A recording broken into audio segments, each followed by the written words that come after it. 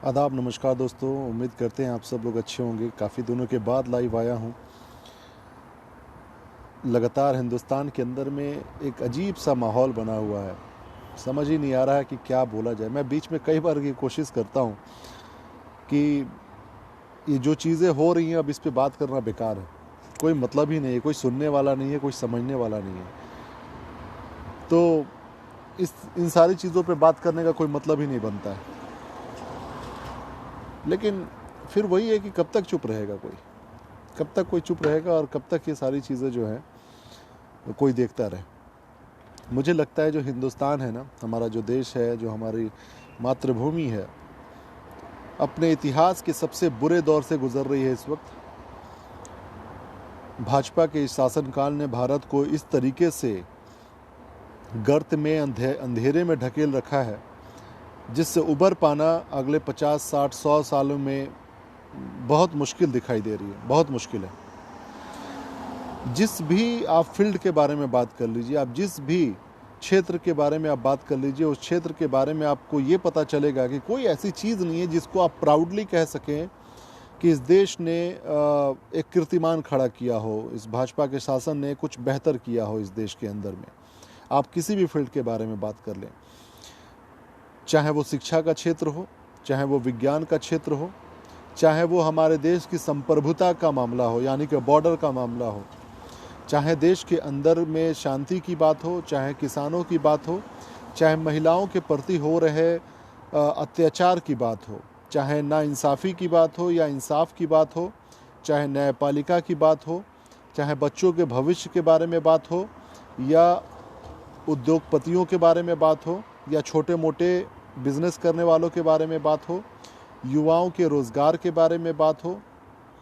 ये वीडियो चाहे जितने भी लोग देखें आज, मुझे इस बात की बड़ी खुशी होगी कि कोई मुझे एक डिटेल इस बारे में बताए कि भारत ने क्या ऐसा अचीवमेंट भाजपा के शासनकाल में अचीव किया है। कोई ऐसी चीज़ जिसको सुन के बड़ा प्राउड फील हो, जिसको लगे कि हाँ, भाजपा ने इस मैटर को बहुत अच्छे से सुलझाया है, एक देश को नई पहचान दिया है, लोकतंत्र को इसने मजबूत किया है।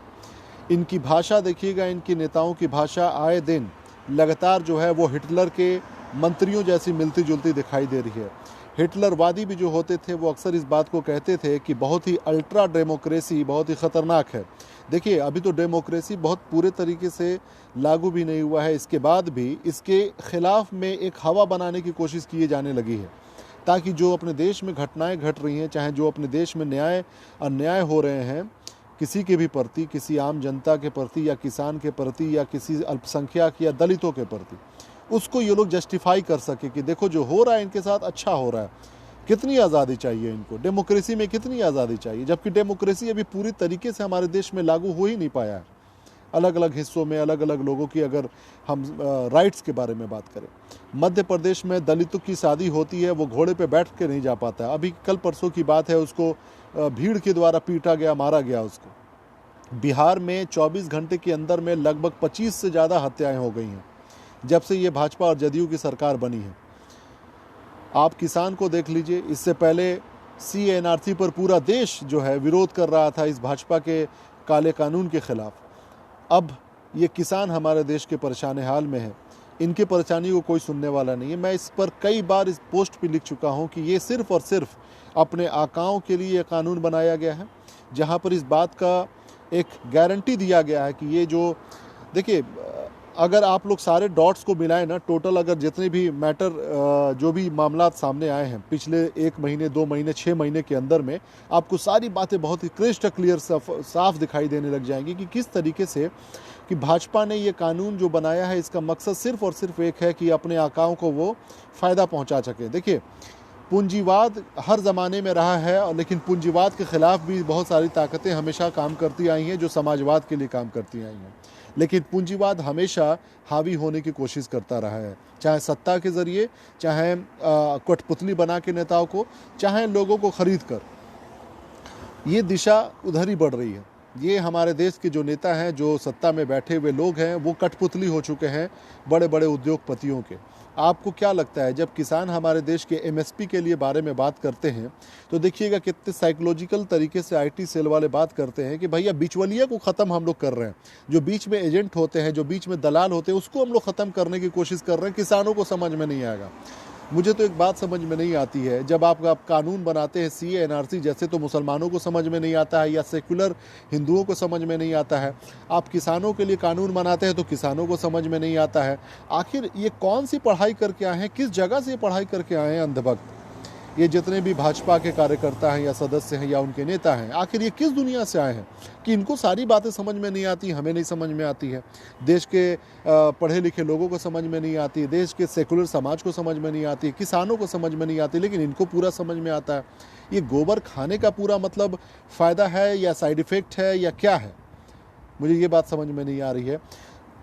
इस कानून में साफ कहा गया है कि एमएसपी को ख़त्म कर दिया गया, मतलब उस पूरा निचोड़ को कहा जाए अगर, तो एमएसपी जो मिनिमम सपोर्ट प्राइस होता है, कि अगर मक्का या गेहूं को 19 रुपया प्रति किलो के हिसाब से खरीदने का एक मिनिमम रेट रखा जाता है सरकार की तरफ से, कि अगर आपका कोई अनाज नहीं खरीदेगा तो सरकार आपके अनाज को खरीद लेगी, तो किसानों के दिल में एक धरस रहता था।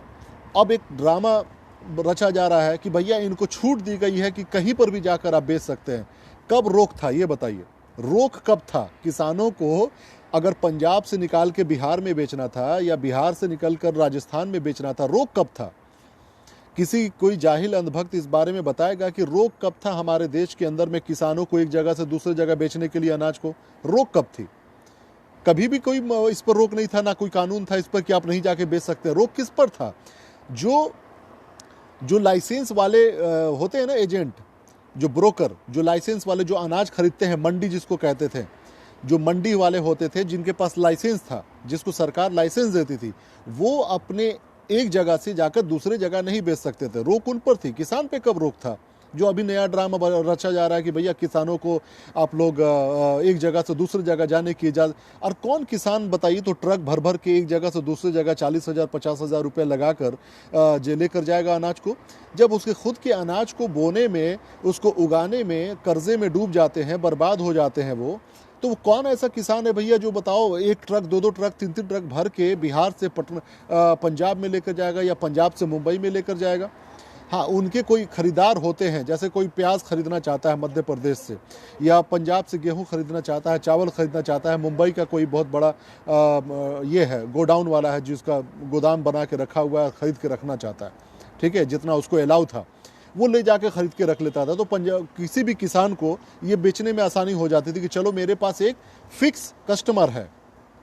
लेकिन आप ऐसा कब हुआ है कि आप बताओ कि यहाँ से अनाज बिहार का खरीद कर कोई ले जाके मुंबई में सड़क पर घूमे कि भैया मेरे पास गेहूं है, आओ खरीद लो, आओ खरीद लो? ऐसा होता है क्या? ऐसा हुआ है क्या? अभी अभी देखिए एक बहुत बड़े इकोनॉमिस्ट हैं जो मतलब विश्व जो वर्ल्ड बैंक के भी मतलब कोई पोस्ट पे रह चुके हैं, उनका अभी एक मैंने ट्विटर पे देखा, ट्वीट किया उन्होंने खुद कि मैं बहुत दिनों से इसके बारे में सुन रहा था, किसान का जो बिल आया है, जो एक्ट बनाया गया है भाजपा सरकार के द्वारा, ये इसके अंदर में बहुत सारे फ्लॉज हैं, बहुत सारे बुराइयां हैं, बहुत सारे ख़तरनाक इसमें लूप होल्स हैं, जो सीधे सीधे उद्योगपतियों को फ़ायदा पहुंचाया जा रहा है, किसानों को नुकसान पहुंचाने की कोशिश की जा रही है। अडानी अंबानी, अगर मान लीजिए हर एक राज्य में लगभग 5,000 से ज़्यादा उन लोगों ने बड़े बड़े गोडाउन बना के रख लिए हैं अनाज को स्टोर करने के लिए, कई मीट्रिक टन। अब आप एक बात बताइए, मेरे पास सिर्फ मान लीजिए कि 1 बीघा ज़मीन है और किसी के पास 100 बीघा ज़मीन है। मेरे पास चावल मान लीजिए कि 50 किलो होता है और दूसरे जिसके पास बड़ी ज़मीन है उसके पास 100 बीघा में ज़मीन में 100 क्विंटल होता है। तो कौन बड़ा उद्योगपति है? किसके से खरीदेगा वो? किससे खरीदेगा वो? छोटे छोटे किसानों का क्या होगा? और आपको पता होना चाहिए, भारत सरकार का ये रिपोर्ट है और इसके बारे में लोग पता भी कर लें। भारत सरकार की रिपोर्ट के मुताबिक उन तमाम लोगों में जितने लोग किसानी करते हैं, जिनके पास ज़मीन है, उसमें से 80% लोग ऐसे हैं, 80% जिनके पास छोटे छोटे ज़मीन है। कुछ ही लोग ऐसे हैं 15 से 20% जिनके पास बड़ी ज़मीन है, जो मतलब क्विंटल में अनाज उगा सकते हैं। अब आप एक बात बताओ, क्या इसमें छोटे किसानों की जान नहीं जाएगी? क्या उनके साथ डिस्क्रिमिनेशन नहीं होगा? बड़ी बड़ी कंपनियां कॉन्ट्रैक्ट करेंगी जब, बड़ी बड़ी कंपनियां कॉन्ट्रैक्ट करेंगी जब, तो उनके पास में बड़े बड़े लॉ फर्म के एडवोकेट होंगे, लॉयर होंगे, जो उनके लिए लड़ाई लड़ेंगे। जब कॉन्ट्रैक्ट बनाएंगे तो अपने प्रॉफिट के लिए बनाएंगे। जो सरकार, जो भाजपा सरकार आज किसानों के लिए सही फैसला नहीं ले पा रही है, वो क्या लगता है कि जब अडानी अंबानी के कंपनियों से लड़ाई जब किसानों को होगी तो वो किसानों का फायदा पहुंचाएंगे, वो किसानों के पक्ष में फैसला करवाएंगे, वो किसानों के पक्ष में सरकार खड़ी हो जाएगी। भैया ये किसान के साथ ज्यादती हो रही है, यहाँ पर उसके अनाज के कॉन्ट्रैक्ट का प्राइस कुछ और रखा गया था, दिया कुछ और जा रहा है। उसके एमएसपी का दाम 20 रुपये हम लोगों ने रखा था और उसको बड़े उद्योगपति 10 रुपये में खरीदने की जिद कर रही है। तो क्या आपको लगता है कि वहाँ पे भाजपा सरकार खड़ी होगी किसानों के पक्ष में कि नहीं, हम तुम्हारे पक्ष में खड़े हैं, तुम लड़ाई लड़ो, तुम केस लड़ो, मुकदमा लड़ो, पैसा जितना लगेगा हम लगाएंगे? ऐसा होगा क्या? अगर ये तमाम प्रैक्टिकल चीज़ें नहीं हो सकती हैं तो याद रखिएगा, ये जितने भी कानून किसान के लिए बने हैं, ये भाजपा सरकार सिर्फ और सिर्फ इनको बर्बाद करने के लिए और अपने बड़े बड़े उद्योगपतियों के लिए बनाई है। फ्यूचर्स ग्रुप करके एक बहुत बड़ा रिटेल ग्रुप है, जो रिटेल दुकानदारी होती है ना, अलग अलग सुपरमार्केट खोल देना, दुकानें खोल देना, हाइपर मार्केट खोल देना, जहाँ पे अनाज से लेकर हर चीज़ बिकती है, कपड़े, सब्जियाँ, सारी चीज़ें बिकती हैं। तो उसका मालिक अगस्त के महीने में रिलायंस ग्रुप वाले बन गए हैं, जिनका मकसद ये है, रिलायंस का तो रिटेल आपको पता ही है ऑलरेडी है, सब्जी बेचना, चावल दाल बेचना, मक्का भुट्टा बेचना, जो 20 रुपये का चीज़ 80 रुपये में बेचना, 3 पीस मकई, जो हम लोग सड़कों पे 10 रुपये में, किसान जो बेचारे गरीब में आकर सड़क के किनारे वो आग जला के वो पंखा झालकर मक्का भून कर खिलाते हैं 10 रुपये में, हम लोगों को 20 रुपये में। उस तरीके का मकई सिर्फ 3 रुपये में कच्चा मॉल के अंदर में रिलायंस या अडानी या किसी भी कंपनी वाले लोग उसको बेचेंगे लगभग 80 से 100 रुपये में। तो बताइए कि आखिर फ़ायदा किसको हो रहा है इसमें? यकीन मानिए कि अगर इसके बारे में आप लोग खुद से स्टडी कीजिए कि किस तरीके से ये जो लॉ बना है, ये जो कानून बनाया गया है किसान का, ये किसान अनपढ़ नहीं है, ये किसान इन जाहिल की तरह, नेताओं की तरह जो संसद भवन में बैठे हुए बलात्कारी टाइप के कुछ नेता हैं उनकी तरह वो जाहिल गंवार नहीं है। वो पढ़े लिखे किसान हैं, जो यहाँ से लेके कनाडा से लेके अमेरिका और यूके तक उन लोगों के बच्चे पढ़ते भी हैं और जानकारी भी रखते हैं कानून की, सिर्फ अपने खेती बाड़ी से। तो ऐसे नहीं है कि वो बेवकूफ़ हैं या जानकार नहीं हैं। और कानून साफ किताब में लिखा हुआ है, जो कानून बनाया गया है, जो 3 बिल को पास किया गया है भाजपा सरकार के द्वारा, उसमें साफ ये बात कही गई है कि एमएसपी को ख़त्म कर देंगे। आप कैसे छोटे 80% जितने भी किसान हैं हमारे देश के, उसको कैसे नज़रअंदाज कर सकते हैं? कि भाजपा सरकार बिल्कुल यकीन मानिए एक कठपुतली बन के काम कर रही है, कठपुतली बन के काम कर रही है। बिहार में अब आप देख लीजिए, जब से भाजपा की सीट ज़्यादा आई है, लॉ एंड ऑर्डर बर्बाद हो चुका है। पहले भी लॉ एंड ऑर्डर खराब हो चुका था। नीतीश कुमार को मैं इसीलिए चाहता था कि वो तीसरी बार से ज़्यादा सत्ता में ना बैठे। जब आप सत्ता में बैठते हैं तो निरंकुश हो जाती है वहाँ की प्रशासन।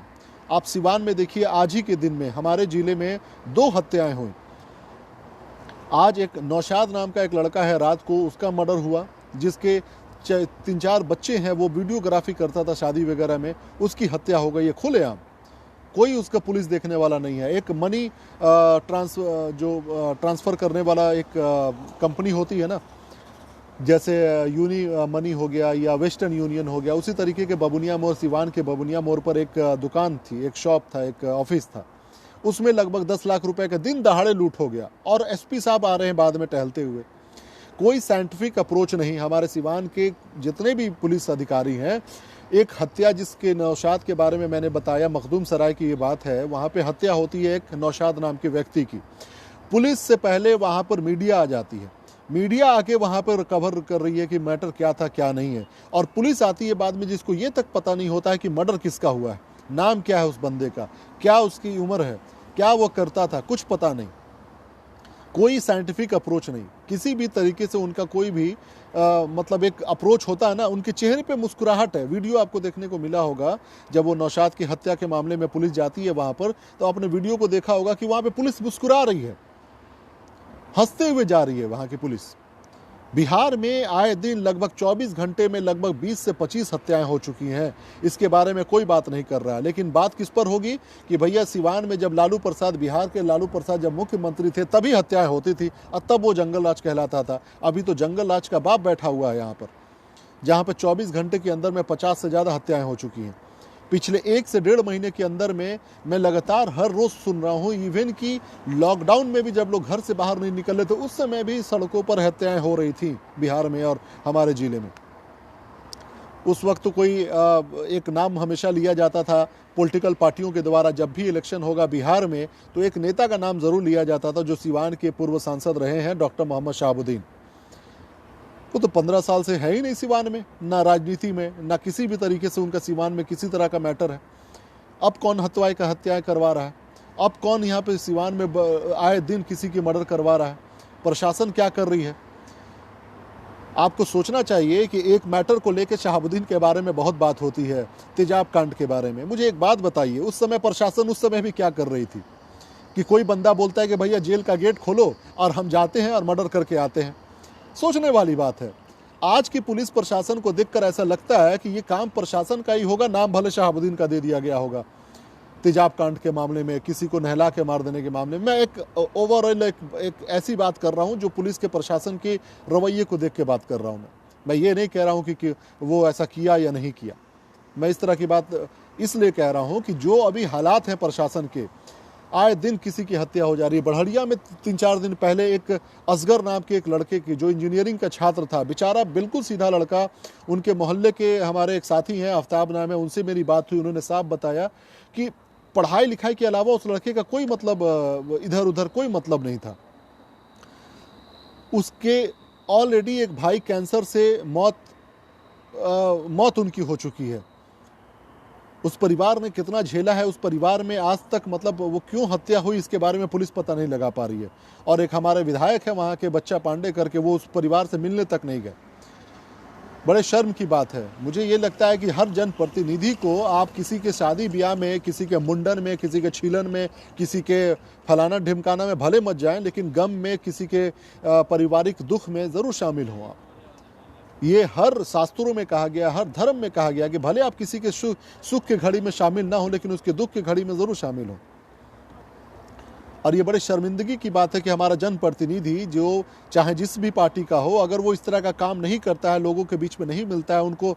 देखिए, एक जनप्रतिनिधि जो होता है, जिसके साथ एक सिस्टम जुड़ा होता है, प्रशासन जुड़ी हुई होती है, जिस जगह पे हत्या होती है वहाँ पे एक डर का माहौल होता है, लोगों के अंदर में अविश्वास पैदा होता है कि भाई क्या हो रहा है हमारे साथ में, क्या हो रहा है इस समाज में। वहाँ पे जनप्रतिनिधि जब जाते हैं, जैसे बढ़िया में 2 हत्याएं हुई, वहाँ पर जाना चाहिए था बच्चा पांडे को, मिलना चाहिए था लोगों को। लोगों के अंदर में एक धरस बंधता है, उनके अंदर में मतलब क्या कहते हैं, एक विश्वास पैदा होता है कि चलो मेरे साथ कोई खड़ा है हमारा जनप्रतिनिधि। वरना आपको पता है कि कहीं पे मोहल्ले में या किसी जगह पे कहीं हत्याएं होती हैं तो कितना बुरा माहौल वहाँ का होता है, कितना ख़राब लगता है। वहाँ पे ऐसा लगता है कि पूरा सन्नाटा पसरा हुआ है, गम का माहौल भरा पड़ा हुआ है। आप जनप्रतिनिधियों को वहाँ जाना चाहिए। सिवान में भी हत्याएं हुई हैं, जो अभी हुआ है, अवध बिहारी चौधरी जी को जाना चाहिए, वहाँ पे मिलना चाहिए कि कैसे हुआ, क्या हुआ। प्रशासन को इंस्ट्रक्शन देना चाहिए। आप जनप्रतिनिधि है, जनता के साथ अगर कुछ होता है तो आपको बताना पड़ेगा वहाँ के प्रशासन को कि आप क्या यहाँ पे कार्रवाई कर रहे हैं, आपको रिपोर्ट लेनी चाहिए।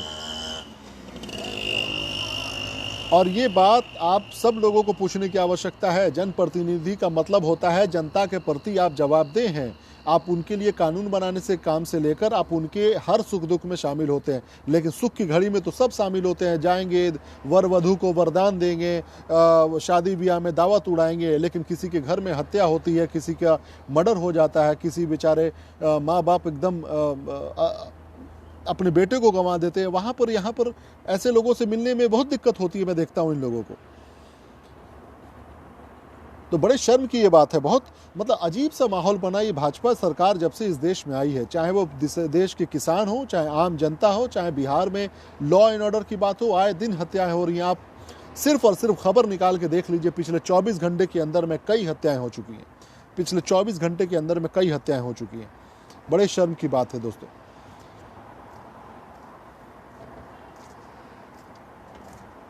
बिल्कुल अली मोहम्मद भाई, आपकी बात से मैं, महमूद भाई, मैं बिल्कुल मुत्तफिक हूं और एग्री करता हूं कि आने वाले कल में इस देश के अंदर में पूंजीपतियों के हाथ में सारा मतलब हाथ में उनके चाबुक होगा। जो मतलब जिस तरीके से हाँकेंगे, जैसे भी मारेंगे, उस तरीके से देश आगे उधर बढ़ेगा। क्योंकि बड़े शर्मिंदगी की बात है कि जिस तरीके से नियम कानून बनाए जा रहे हैं, जनता के हित को दरकिनार करके, उसको ताक पे रख के ऐसा लग रहा है कि यहाँ पर किसी और का नहीं बल्कि किसी खास समुदाय का, किसी खास पॉलिटिकल पार्टी का नहीं, किसी उद्योगपति का यहाँ पर शासन चल रहा है। जैसा वो चेहरा वैसा वहाँ पर हो रहा है।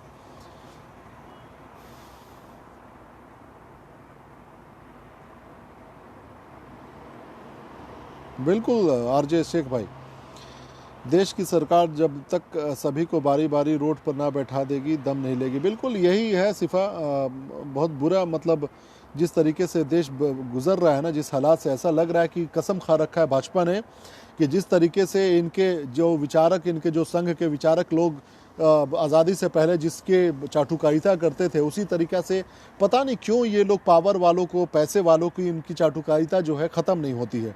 कम से कम राहुल गांधी जो है वो खुल के तो बोल रहा है कि अडानी अंबानी की सरकार हो गई है, अडानी अंबानी के इशारे पे सरकार काम कर रही है, या फिर उनके लिए कानून बना रही है और किसानों के साथ खिलवाड़ कर रही है। तो भाजपा तो नाम भी नहीं ले पाती है। भाजपा तो इसका, चाइना हमारे देश के अंदर में घुस गया, 3-3 गाँव बसा लिया। देखिए कितनी शर्म की बात है, लेकिन कोई मीडिया इस पे बात नहीं कर रही है। ये मीडिया सिर्फ और सिर्फ हिंदू मुसलमान करने में लगी हुई है, एक दूसरे में लड़ाने में लगी हुई है। मतलब हर हथकंडा अपना रही है कि किसी तरीके से भाजपा को सिर्फ और सिर्फ फ़ायदा हो। बॉर्डर पे हमारे देश के अंदर में चाइना घुस के बैठ गया हुआ है, लेकिन कोई इससे फ़र्क नहीं पड़ने वाला है किसी को। हमारी संप्रभुता पे बहुत बड़ा ये सवाल है कि हमारे देश के बॉर्डर के अंदर में कोई ज़बरदस्ती लाल आंख दिखा के घुस गया और हमारे देश का प्रधानमंत्री नरेंद्र मोदी उसका नाम भी नहीं लेता है कि चाइना हमारे देश में घुसा है कि नहीं घुसा है। अपने कहता है कि नहीं घुसा है, फिर पता चलता है, रिपोर्ट आती है कि हाँ भाई घुस गया है। एक तरफ जनरल मेजर कहता है कि घुसा हुआ है चाइना, दूसरी तरफ ये कहता है कि कोई घुस ही नहीं सकता। इस असल में दिक्कत क्या है ना कि इनके IT सेल और इनके नेता मिलकर इस देश के उन तमाम अंधभक्तों को चूतिया बना रहे हैं, बेवकूफ़ बना रहे हैं, गधा बना रहे हैं, जो इस देश को वोट, इन ऐसे नेताओं को वोट देंगे। सिंपल सी बात है कि ये जितने भी अंधभक्त साले हैं इनको ये वोट देंगे, जो भी 25-30% हैं, इनको बेवकूफ़ बनाए रखो, इनको बेवकूफ़ बनाए रखो। इसके बाद से जैसे ही इलेक्शन नज़दीक आएगा, 2-4 हिंदू मुसलमान के कांड हम करा देंगे, लोग ऐसे ही पोलराइज होकर वोट दे देंगे। एग्जैक्टली यही इनका चल रहा है यहाँ पे धंधा। ये जैसे भी है 25-30% मूर्खों को मूर्ख बनाए रखो, उसके लिए मुझे झूठ बोलना पड़े, तथ्य झूठी देनी पड़े, झूठे खबर चलानी पड़े, मीडिया को खरीद के चलाना पड़े। अब आप देखो कि संसद भवन बनाने की बात चल रही है, क्या ज़रूरत है भाई? इस देश में 25-30% जनसंख्या खुले आसमान के नीचे नंगे बेचारे बिना छत के ठंडे में सो रही है, ठिठुर रही है, मर रही है। लेकिन इन नेताओं को सिर्फ 544 सांसदों के लिए 1000 करोड़ की बिल्डिंग बनाने की बात हो रही है। वो भी 1000 करोड़ शुरुआत में एक एस्टिमेशन है, वो कम से कम 2000 करोड़ रुपए उसमें खर्चा होगा, कम से कम 2-3 हजार करोड़ रुपए खर्चा होगा। बड़े शर्म की बात है जिस तरीके से कानून में हस्तक्षेप किया जा रहा है, फेर बदल किया जा रहा है। मुझे डर लग रहा है कहीं या मोदी जी चाइना के कानून से भी आगे ना निकल जाएं। अभी लोग, ऐसा नहीं है, क्या डरने की इसमें बात नहीं है। लोग अभी बस अपने अपनी ज़िंदगी में बिजी हैं। जिस दिन लोगों को लगा ना कि ये सरकार अब बिल्कुल हद पार कर दी है और मतलब इनका घड़ा भर गया हुआ है, उस दिन सड़क पे उतर के जनता पलट देगी। लेकिन दिक्कत कहाँ पर है कि अभी देखिए जिस तरीके से किसानों का मैटर चल रहा है, लोग सड़क पर उतरे हुए हैं, किसान हमारे बेचारे परेशान हैं। ठंडा के मौसम में वो लोग अपने हक के बारे में बात कर रहे हैं, किसानों के बारे में बात कर रहे हैं। लेकिन जैसे ही इलेक्शन आएगा, जिस तरीके से बिहार में आपने देखा, सबसे ज़्यादा अप्रवासी जो जितने भी ये थे मजदूर भारत के अलग अलग हिस्सों से आए, पैदल आए, चल कर आए, मर कर आए, लेकिन इसके बावजूद भी किसको सीट ज़्यादा मिला? भाजपा को मिला। भाजपा इस धतूरे को पिलाने में कामयाब हो चुकी है कि वो जो है हिंदू मुसलमान कराने में कामयाब हो चुकी है, सांप्रदायिक रंग घोल चुकी है अपने देश के अंदर में, जिसकी वजह से भाजपा को फ़ायदा होगा ही होगा। मुद्दे कोई मायने नहीं रखते हैं। इसीलिए मैं बहुत सारे अब चीज़ों पे बहुत बात करने का मन नहीं करता है। लगता है कि बेवकूफ़ी है, मैं क्यों अपना वक्त बर्बाद करूं, मैं क्यों, किसके लिए अपना वक्त बर्बाद करूं, कोई मतलब ही नहीं है। ये भाजपा इस मैटर में बिल्कुल नफ्स पकड़ चुकी है कि यहाँ के देश के लोग जो हैं, अपने देश के लोग जो हैं, सब नहीं, कुछ लोग जो हैं वो बिल्कुल हिंदू मुसलमान की भावना को लेकर अब पल रहे हैं, बढ़ रहे हैं। उनके दिल और दिमाग में कोई मतलब ये नहीं है कि कोई बंदा, अगर वो चाहे किसी भी समुदाय का हो, किसी भी धर्म मजहब का हो, अगर वो सही कह रहा है तो आप उसके साथ स्टैंड लें, आप उसके साथ चलें। देश के लोकतांत्रिक मूल्यों का कोई मायने नहीं रह गया है। अब ये बात साफ हो चुकी है कि इस देश में मैक्सिमम जितने भी लोग हैं जो खुद को भाजपाई समर्थक कहते हैं, जिनके पास कोई तर्क नहीं है भाजपा को समर्थन देने का, कोई भी तर्क नहीं है, चाहे वो मूल्यों की बात हो जाए, चाहे वो संवैधानिक मूल्यों के बारे में बात हो जाए, चाहे सामाजिक मूल्यों के बारे में बात हो जाए, उनको सिर्फ और सिर्फ एक ही बात पता है कि भाजपा जो है वो एक खास समुदाय के हितों के बारे में बात करती है, जबकि सबसे ज़्यादा नुकसान पहुंचाती है, सबसे ज़्यादा लोगों को चाहे नोटबंदी के मामले में नुकसान पहुंचाया हो, चाहे टैक्स लगा के नुकसान पहुंचाया हो, चाहे किसानों को नुकसान पहुंचाया हो, सबसे ज़्यादा इन्हीं बहुसंख्यक समाज को नुकसान पहुंचाए। लेकिन इनके दिलो दिमाग में एक बात बैठा है कि रह के जो धतूरा पिला देते हैं ना ये लोग, कि भैया हमने नाम बदल दिया, कहाँ का नाम बदल दिया, तो इलाहाबाद का हमने नाम बदल के कुछ और रख दिया। मुस्लिम से जुड़े हुई कोई भी चीज़ें हैं उस पर कुछ खबर चलवा दो, इनको दिल को ठंडक मिल जाती है। तो ऐसे लोग जब तक बर्बाद नहीं होंगे, ऐसे लोगों में कोई फ़ायदा नहीं है बोलने का। और यही इतिहास रहा है, ये बर्बाद होंगे आज ना कल। जितने भी ये सांप्रदायिक सोच वाले लोग हैं ये बर्बाद होंगे, और उसी दिन का इंतज़ार सब लोग कर रहा है। और यकीन मानिए जितने भी लोग अगर आज इस सोच के साथ हैं कि हमारे खास समुदाय के बारे में बड़ा ख्याल रखा जा रहा है, हम हिंदू हृदय सम्राट को हमने प्रधानमंत्री बना दिया है, जिसने दंगा फसाद करवाया, सबक सिखाया, किसी एक समुदाय को सबक सिखाया, ऐसे लोग आज न कल बर्बाद होंगे। ये इतिहास गवाह है, इतिहास गवाह है। चाहे वो जर्मनी का इतिहास ले लीजिए, चाहे यूरोप के बहुत सारे मामलात का इतिहास ले लीजिए, चाहे खुद बहुत सारे ऐसे मुस्लिम बहुल देश का इतिहास ले लीजिए, जहाँ पे सांप्रदायिकता बढ़ी है वो देश बर्बाद हुआ ही हुआ है, चाहे इसको कोई नकार नहीं सकता। तो ये हमारा देश उसी बर्बादी की तरफ बढ़ रहा है और ये बढ़ता रहेगा, क्योंकि भाजपा ने जिस तरीके से धतूरा पिला रखा है कि भैया हम जो है किसी एक समुदाय के बड़े वो हैं जिनको सब आए दिन आप देखो ये जिस तरीके से ये लोग कांड कर रहे हैं, जिस तरीके की काम बातों में उलझा के लोगों को रखे हुए हैं, ये कहीं ना कहीं आने वाले कल में इस बात को भी ये लोग कहेंगे कि भैया देखो हम तो इससे भी बड़ा कदम उठा सकते थे, लेकिन संविधान ने हमें रोक रखा है। तो आप लोग हमें संविधान को अगर हटाना है, बदलना है, ख़त्म करना है, तो हमें वोट देते रहिए, और वही होगा, आप देख लीजिएगा।